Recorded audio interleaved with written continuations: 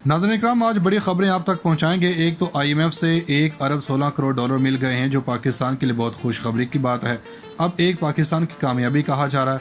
पहले माजी में कर्ज लफ्ज़ इस्तेमाल करते थे, अब पाकिस्तान का मीडिया फंड्स का लफ्ज़ इस्तेमाल करता है, जैसे बाहर से हमें कोई इनाम मिला है। लेकिन असल खबर और ख़बरें कुछ और हैं। ख़बरें कुछ ये हैं कि रियासत के स्टेक होल्डर्स या वो तमाम ताकतें पाकिस्तान में फैसला कुन किरदार अदा करती हैं, वो सर जोड़ कर बैठ गई हैं। ये पहली खबर है। फिर हम आपको बताएंगे कि जनवरी और फरवरी की तारीख किसने दी है। ये सारी खबरें देने से पहले आपको एक बात बता देते हैं कि रात जब आप सो रहे थे, पहले की तरह इम्पोर्टेड हुकूमत ने पेट्रोलियम मसनूआत की कीमतों में कमी के बजाय बढ़ा दी है। आलमी मंडी में तेल की कीमतें कम हुई हैं, जबकि पाकिस्तान में ये गंगा उल्टी बह गई है। और अगर कोई ये कहता है कि तेल 2 महीने बाद यहाँ पहुँचता है, तो इनके लिए बात भी ज़रूरी है कि तेल की कीमतें मुसलसल 3 माह से कम हो रही हैं, बल्कि इससे भी पहले से कमी का सिलसिला जारी है, मगर पाकिस्तान में बढ़ती ही जा रही हैं। आलमी मार्केट में तेल की कीमतें क्रैश कर रही हैं, लेकिन पाकिस्तान में बढ़ाई जा रही हैं। ये IMF को वापसी के पैसे देने हैं और ये इसका पहला हल निकाला गया। 31 अगस्त को क्या हुआ? बिजली 4 रुपये से ज़्यादा महंगी की गई। पेट्रोल, डीजल, मट्टी का तेल सब महंगे हुए। VIP प्रोटोकॉल में 60% इजाफा हुआ। विफाकी प्रोटोकॉल में भी 40% इजाफा हुआ। लेकिन इस वक्त जिन स्टेक होल्डर्स ने सर जोड़ा है, जिसकी तस्दीक मिफ्ता इस्माइल ने कर दी है, अब आप ये सोच रहे होंगे कि शायद पेट्रोल और डीजल की कीमतों में स्टेक होल्डर्स सर जोड़ कर बैठे हैं। इमरान खान और इस्टेब्लिशमेंट के अंदर जो बहुत सारे इख्तलाफात पैदा हुए, इनमें एक मेजर इख्तलाफ ये भी था कि इनके ख्याल में एक हमसाया मुल्क है जिसके साथ अब प्यार की पींगे बढ़ाई जानी है। बेशक कायद-ए-आज़म जो शाहरा कहा था, इसके साथ जो हुआ वो एक तरफ, लेकिन अब इस्टेब्लिशमेंट ने सोचा है कि जियो इकोनॉमिक्स पर जाना है, ना कि जियो पॉलिटिक्स पर नहीं जाना। अब बुनियादी तौर पर सैलाब वालों की आड़ लेकर टमाटर प्याज इस किस्म के बहाने बनाए जा रहे हैं, लेकिन असल में मामला कुछ और है, और ये है कि हमारा बॉर्डर खुले, यहाँ से इशराफिया चीज़ें भेजे और वहाँ से इशराफिया भेजे। हालांकि ये काम दीगर ममालिक के साथ हो सकता है।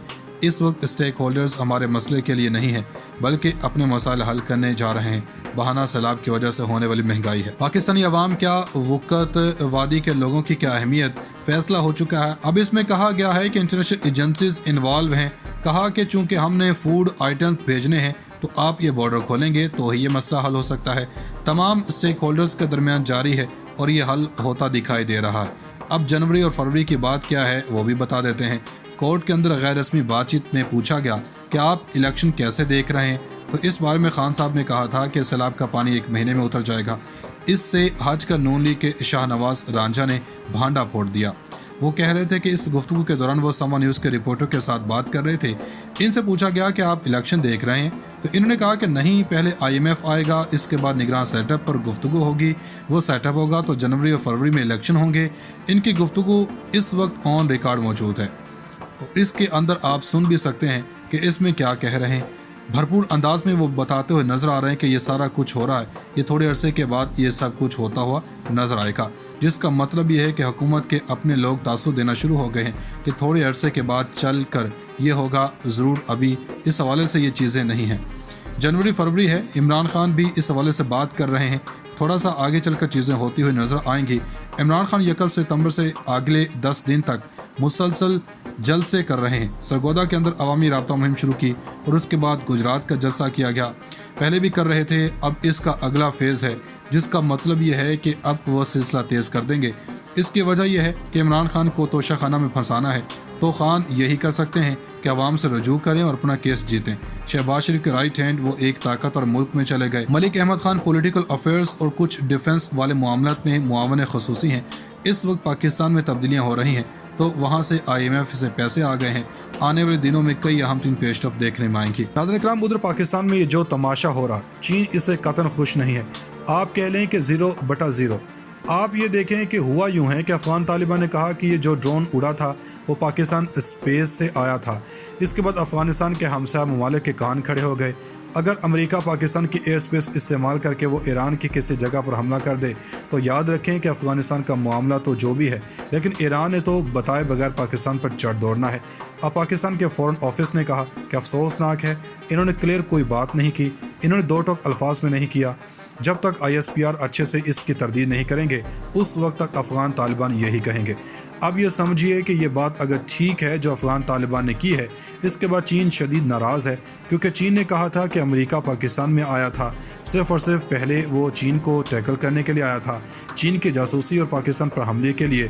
اب دیکھیں کہ یہاں سے سی پیک گزرتا ہے، اگر یہ بات ٹھیک ہے تو یہ بلوچستان سے گزرتا ہے، اور اگر بلوچستان سے ڈرون آیا تو اس نے ساری جاسوسی کی ہے اور یہ بات اسے قبول نہیں ہے۔ اب چین نے جو گیئر ڈال دیا ہے اور جو اس نے کیا ہے وہ اصل میں انڈیا سے لڑائی کے لیے معاملہ سیدھا ہو چلا ہے۔ تائیوان کے اندر 12 جہاز گھس گئے۔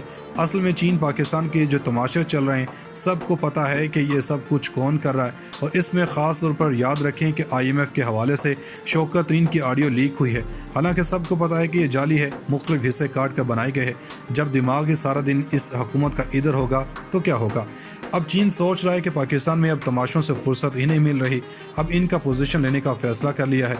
برکس ایک پلیٹ فارم ہے جس میں برازیل ہے، روس، چین، بھارت اور دیگر ممالک ہیں، لیکن سب سے بڑھ کر چین ہے جو اس کو کنٹرول کرتا ہے۔ اب چین نے یہ کہا کہ سعودی عرب، ایران، ترکی، مصر، یہ ذرا سنتے جائیں، اور اس کے ساتھ عراق، الجیریا اب یہ بھی شمولیت اختیار کرنے جا رہے ہیں، لیکن پاکستان کہاں کھڑا ہے؟ اگر امریکہ پاکستان کی ایئر سپیس استعمال کر کے وہ ایران کی کسی جگہ پر حملہ کر دے تو یاد رکھیں کہ افغانستان کا معاملہ تو جو بھی ہے، لیکن ایران نے تو بتائے بغیر پاکستان پر چڑھ دوڑنا ہے۔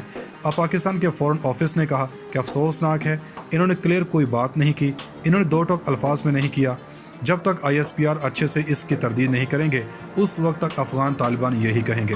اب یہ سمجھیے کہ یہ بات اگر ٹھیک ہے جو افغان طالبان نے کی ہے، اس کے بعد چین شدید ناراض ہے، کیونکہ چین نے کہا تھا کہ امریکہ پاکستان میں آیا تھا صرف اور صرف پہلے وہ چین کو ٹیکل کرنے کے لیے آیا تھا، چین کی جاسوسی اور پاکستان پر حملے کے لیے۔ اب دیکھیں کہ یہاں سے سی پیک گزرتا ہے، اگر یہ بات ٹھیک ہے تو یہ بلوچستان سے گزرتا ہے، اور اگر بلوچستان سے ڈرون آیا تو اس نے ساری جاسوسی کی ہے اور یہ بات اسے قبول نہیں ہے۔ اب چین نے جو گیئر ڈال دیا ہے اور جو اس نے کیا ہے وہ اصل میں انڈیا سے لڑائی کے لیے معاملہ سیدھا ہو چلا ہے۔ تائیوان کے اندر 12 جہاز گھس گئے۔ اصل میں چین پاکستان کے جو تماشے چل رہے ہیں سب کو پتہ ہے کہ یہ سب کچھ کون کر رہا ہے، اور اس میں خاص طور پر یاد رکھیں کہ IMF کے حوالے سے شوکت ترین کی آڈیو لیک ہوئی ہے، حالانکہ سب کو پتہ ہے کہ یہ جعلی ہے، مختلف حصے کاٹ کر بنائے گئے ہیں۔ جب دماغ ہی سارا دن اس حکومت کا ادھر ہوگا تو کیا ہوگا؟ اب چین سوچ رہا ہے کہ پاکستان میں اب تماشوں سے فرصت ہی نہیں مل رہی، اب ان کا پوزیشن لینے کا فیصلہ کر لیا ہے۔ برکس ایک پلیٹ فارم ہے جس میں برازیل ہے، روس، چین، بھارت اور دیگر ممالک ہیں، لیکن سب سے بڑھ کر چین ہے جو اس کو کنٹرول کرتا ہے۔ اب چین نے یہ کہا کہ سعودی عرب، ایران، ترکی، مصر، یہ ذرا سنتے جائیں، اور اس کے ساتھ عراق، الجیریا اب یہ بھی شمولیت اختیار کرنے جا رہے ہیں، لیکن پاکستان کہاں کھڑا ہے؟